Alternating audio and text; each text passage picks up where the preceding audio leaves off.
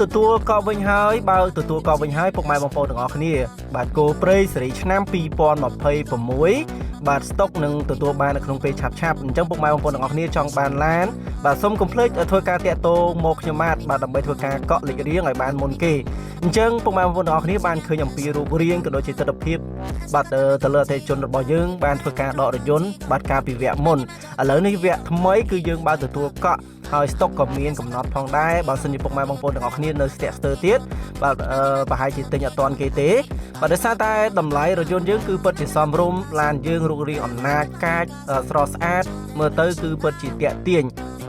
ចាំកាលទៀតបាទធ្វើការតាក់ទងមកឥឡូវនេះដើម្បីធ្វើការកក់ឲ្យបានលេខរៀងមុនគេឡានរបស់យើងគឺមាន3ពណ៌បាទគឺយើងមានពណ៌ផេះបាទហៅថាពណ៌ក្តៅប្រមេះហ្នឹងបាទជាមួយនឹងពណ៌សហើយពណ៌ខ្មៅខាងក្នុងយើងមាន2ពណ៌យើងមានពណ៌ការ៉ុតបាទជាមួយនឹងពណ៌ប្រោនអញ្ចឹង3ពណ៌នេះពុកម៉ែបងប្អូនទាំងអស់គ្នារួចរេឲ្យលឿនបាទធ្វើការកក់មុនបានមុន option ទំនើបស៊ីវិល័យបាទជាពិសេសរូបរាងស្រស់ស្អាតខ្លាំងមែនទែនប្រើ smart key បាទពង2 Capita បាទ